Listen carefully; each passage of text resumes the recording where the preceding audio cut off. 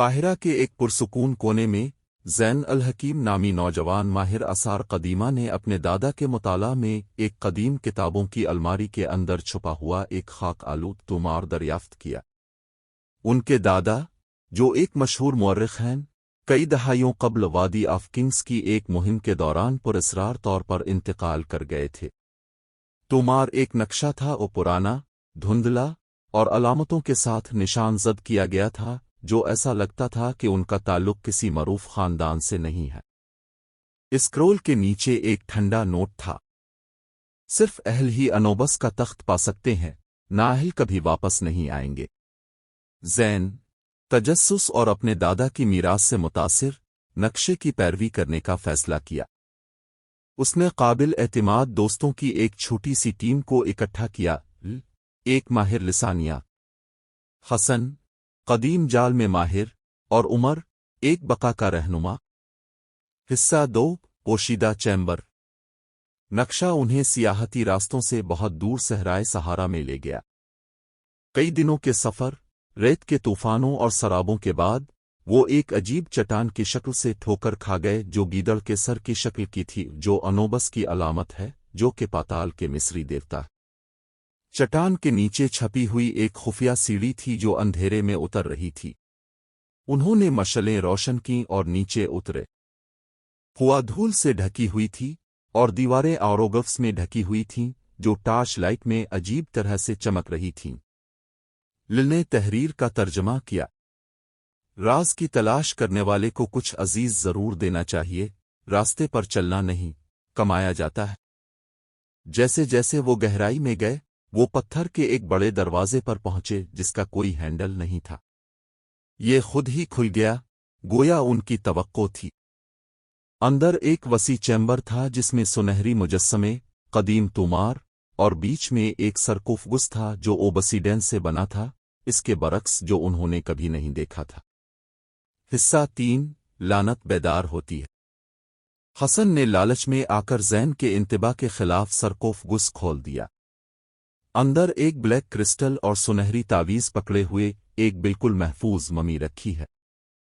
Crystal کو چھوتے ہی زمین کانپ اٹھی، دیواروں پر آروگلف سرخ چمکنے لگے اور ایک گہری آواز گونجی: تم نے معاہدہ توڑ دیا ہے، سرپرست اٹھیں گے۔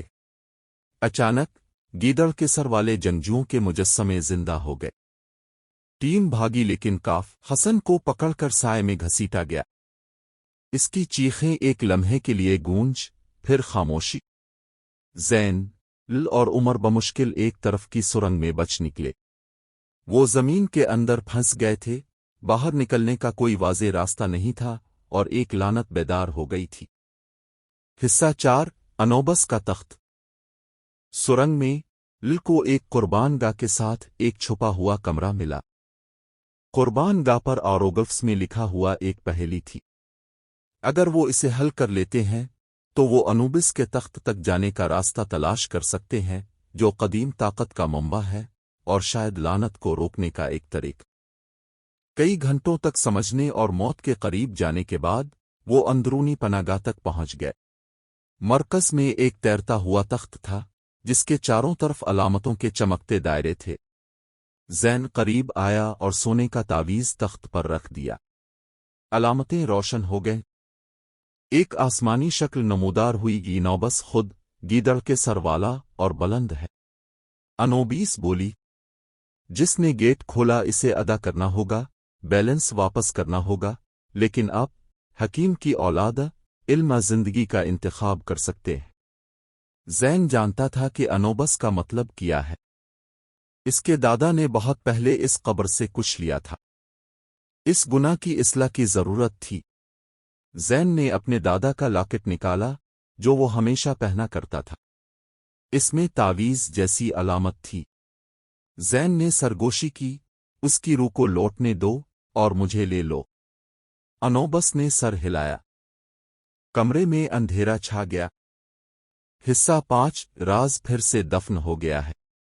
لل اور عمر قبر کے باہر جاگ گئے۔ زین کا کوئی نشان نہیں تھا۔ دروازے پر ریت بند ہو گئی تھی، جیسے کبھی کھلی ہی نہ ہو۔ لیکن لل کے ہاتھ میں پیچھے رہ گیا ایک تمار تھا زین کا پیغام مصر کے اسرار تلاش کرنے کے لیے نہیں ہے، صرف قابل احترام ہے، دنیا کو بتائیں کہ کچھ اسرار ضرور دفن ہے۔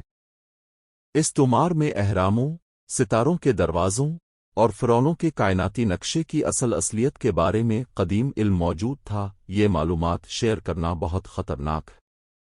لل اور عمر نے راز کی حفاظت پر اتفاق کیا۔ آج تک مصر کے نامعلوم ریگستانوں کی گہرائیوں میں انوبس کا عرش خاموشی سے ریت کے نیچے انتظار کر رہا ہے، جس کی حفاظت قدیم افواج نے کی تھی، اور ایک بہادر روح جس نے توازن برقرار رکھنے کے لیے سب کچھ دیا۔ کہانی کا اخلاق